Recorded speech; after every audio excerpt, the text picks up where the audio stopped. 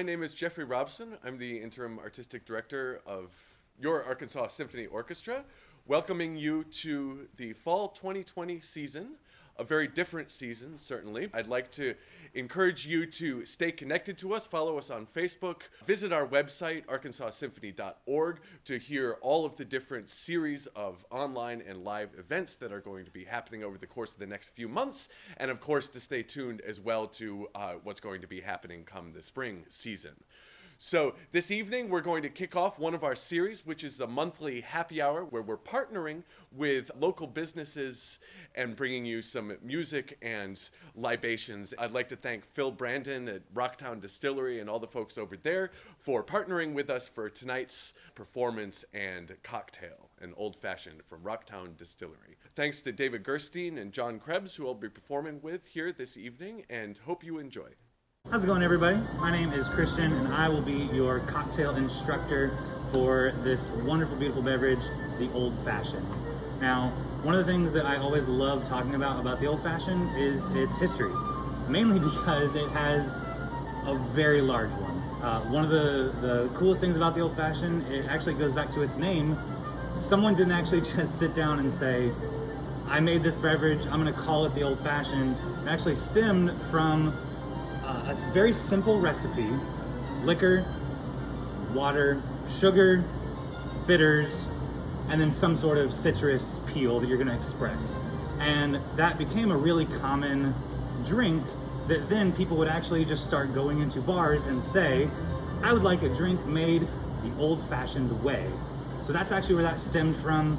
And the very first iteration of the Old Fashioned is one of my favorites just because it is so bizarre. One of the very first liquors that someone can actually find with that recipe that I laid out is gin. Gin was the very first iteration of the Old Fashioned, and actually the measurement for the gin is one of my favorite parts about the recipe because it called for a wine glass amount of gin. Now, we're probably not going to be filling a wine glass of bourbon and pouring that in there today. We're going to do a little smaller amount, but that is just one of my favorite aspects of the drink. Now, since the very first gin Old Fashioned, it's definitely evolved. It's gone through many different stages. Brandy is probably the most popularized version. That stems back to, the early 1900s, 1950s or so. But then also, of course, whiskey. And that's going to be our focus today because, of course, National Bourbon Heritage Month. So we're going to break it down. We're going to first just talk about the ingredients that we're going to be using. I sort of already laid those out just a little bit, but at least the specific ones that we have for us here today. So first of all, what do we need to actually make this drink? So that's going to be our bar equipment. So first of all, we have a mixing glass. This, opposed to a shaker, is just another really great way in order to dilute your drink and mix it properly. In order to be able to pour it into a glass, we have this. This is a strainer. Now there's a bunch of different types of strainers out there. This one though is called the Hawthorne strainer. And you're gonna see this one absolutely the most in any bar setting because it's what you use for a mixing glass or a shaker in order to strain your beverage.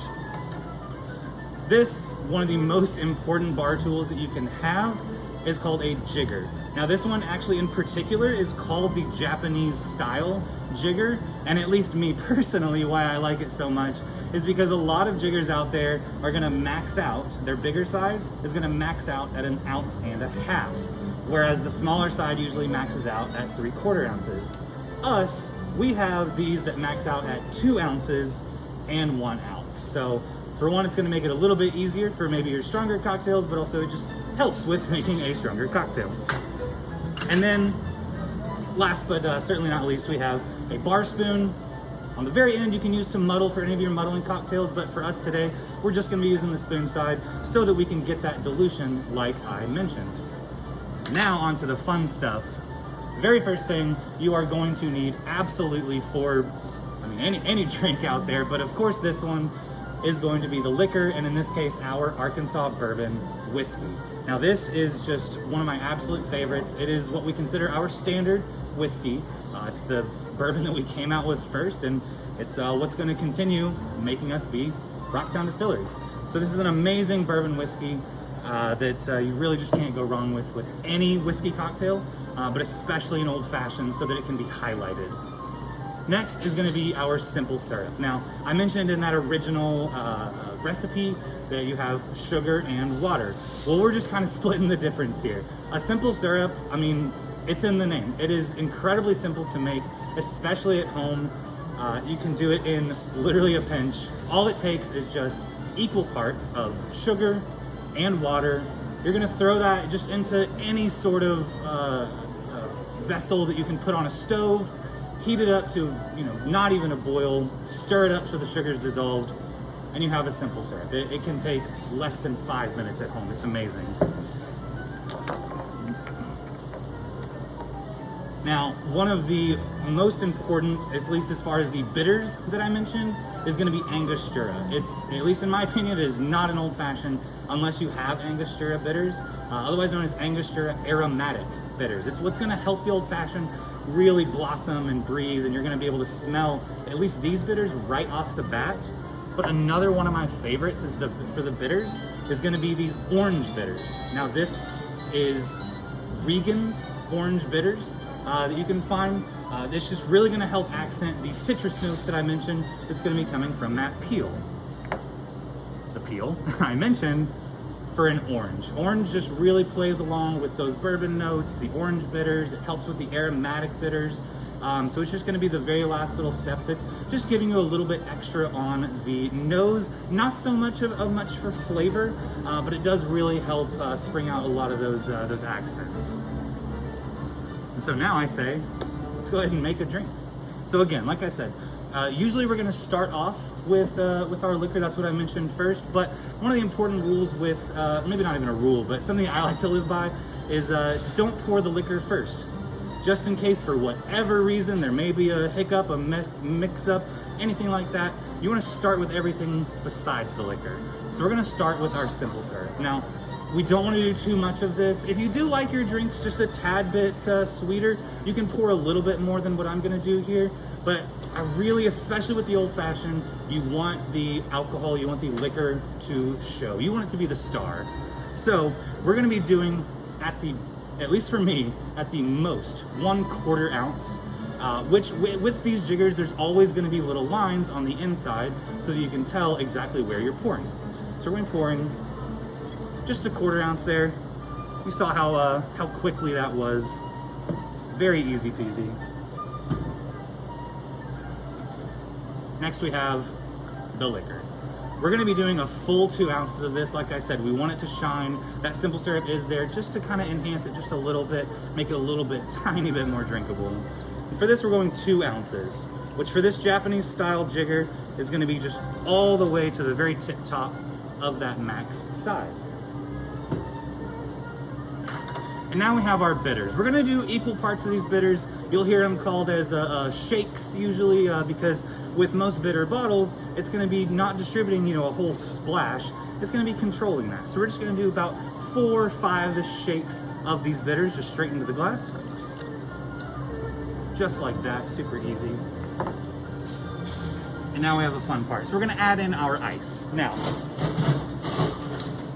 ice in cocktails. What is it for? What's it really, really good for?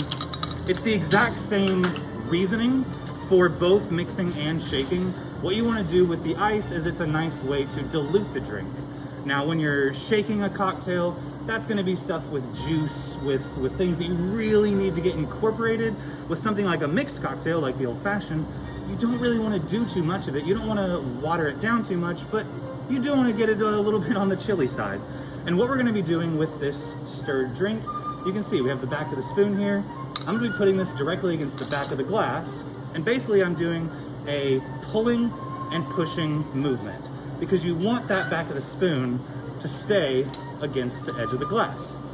So what I'm doing here, as I speed up a little bit, what I'm doing here is I'm trying to not rustle the ice as much as I can.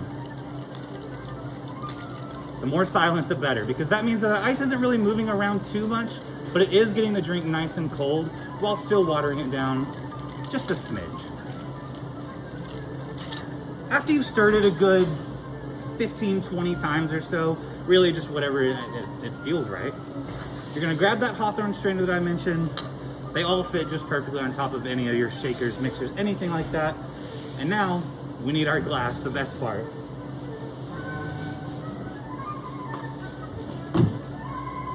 And another one of the best parts actually is going to be these ice cubes. So these ice cubes that we do here at Rocktown are a lot of fun. They are clear. You'll see it as soon as I pour it on top of the drink. Something that we like with the clear ice is we're able to freeze in really large containers. We're able to freeze these large amounts of ice, take them out early so that the block hasn't completely frozen.